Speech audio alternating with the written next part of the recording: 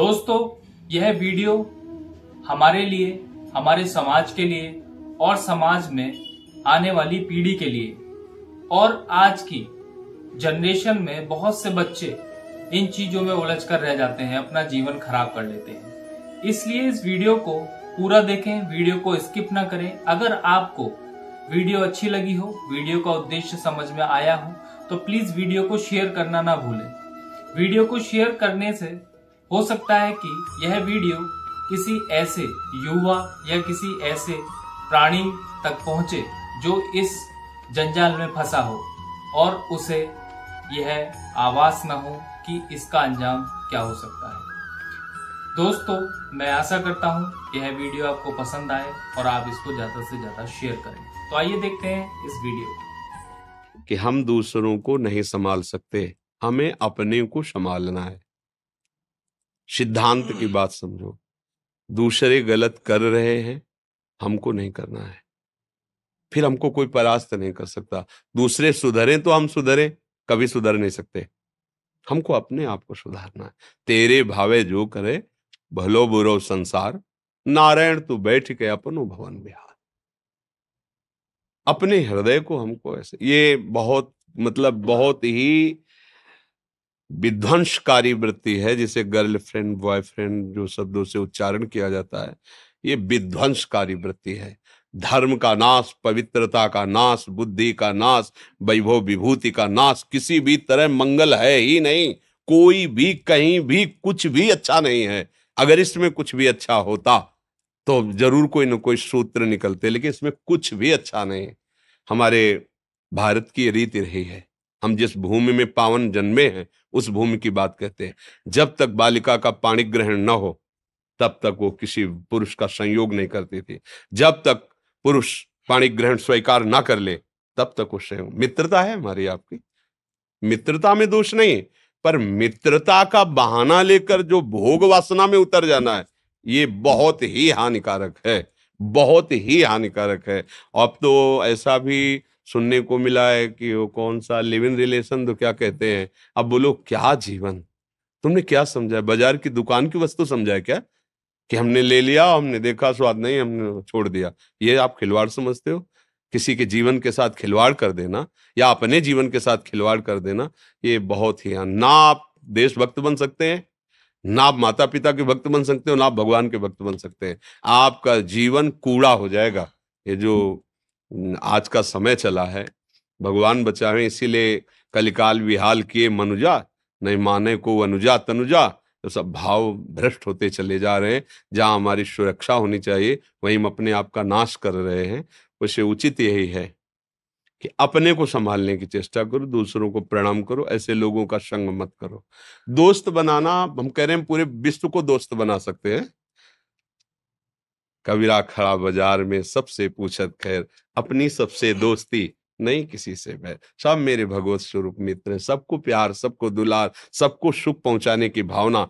लेकिन जहां दूसरे से सुख लेने की भावना में मित्रता का नाटक किया जाता है, वहां नाश प्रकट हो जाता है। नाश शब्द, वो तुम्हारे संयम का नाश, तुम्हारी इंद्रियों की पवित्रता का नाश, तुम्हारी बुद्धि का नाश, सर्वनाश कर देता है।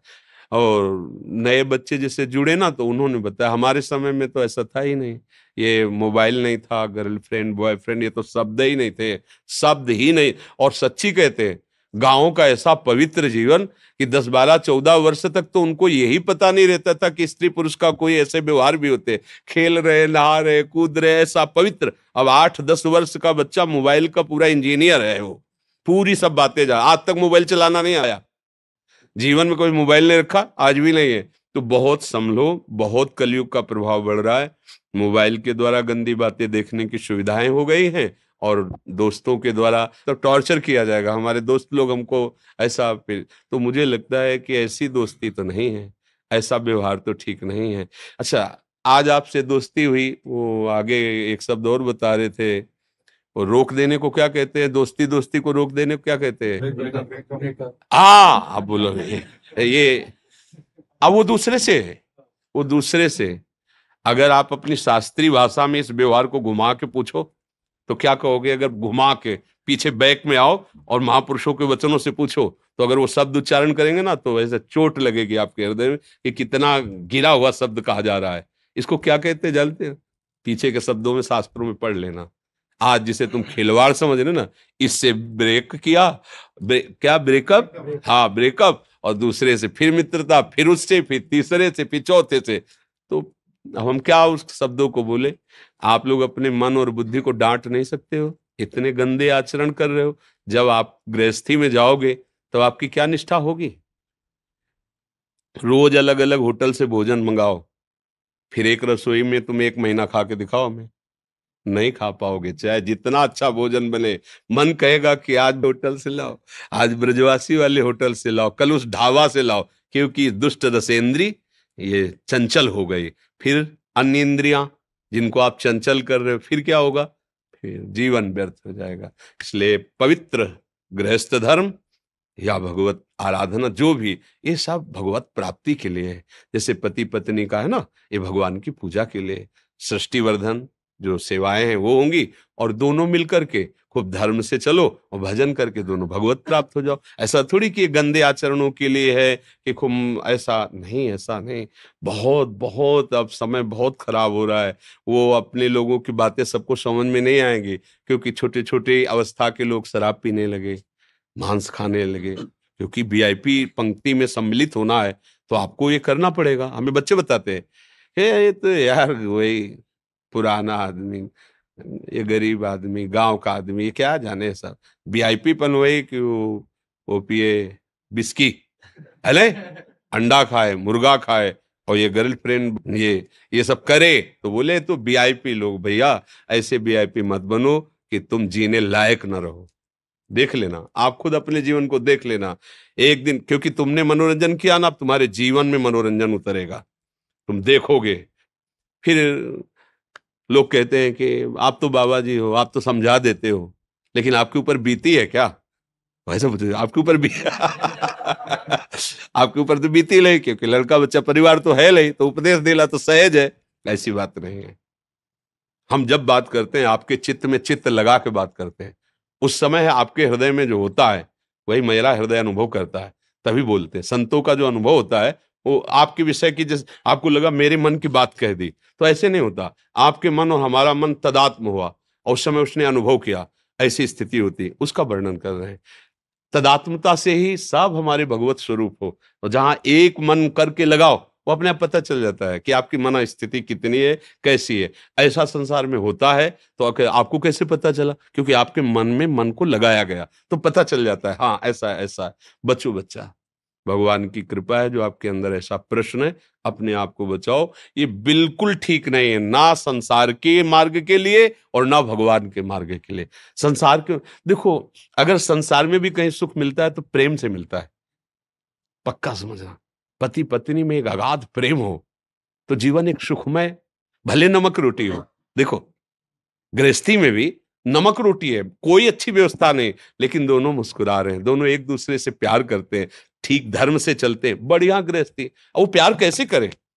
प्यार की भूमिका तो पहले ही नष्ट हो गई, अब रह क्या गया है? अब तो खोखला जीवन है। अब क्या होगा? अशांति, वृत्तियां व्यभिचार में प्रवृत्त। ये जो आजकल सुनते हो ना, ऐसा ऐसा ऐसा हुआ, कई लोगों ने मिलकर ऐसा ऐसा, कैसे अत्याचार कोई कर सकता है? कितना हमारा हृदय अपने शरीर को प्यार करता है, हम ऐसे ही शरीर वालों के साथ कैसा व्यवहार करते हैं? क्या ये हमारा हृदय, देखो कितना कठोर, कितना गंदा हो गया। अगर हमारी बहन को कोई गंदी दृष्टि से देख ले तो हमें बर्दाश्त नहीं होगा, और दूसरे की बहन के साथ हम क्या व्यवहार करते हैं वो मुझे बर्दाश्त हो जाता है। कैसी बुद्धि निम्न कोटि की, नीच कोटि के हो गए।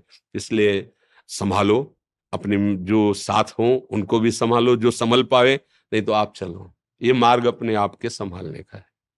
प्रभु, मैं घर से मतलब पहली बार अकेले कहीं बाहर जाने के लिए निकला हूँ, और प्रभु आपके दर्शन से मतलब बढ़िया है, बस गंदे आचरणों में ना भागना। संत संग मिल गया है, पर रहो माता पिता की आज्ञा में। और हाँ, और बिना सूचना दिए माता पिता को कहीं मत आना जाना। देखो, माता पिता सबसे बड़े परमात्मा है हमारे, वो गुरु हैं, सबको मानना चाहिए।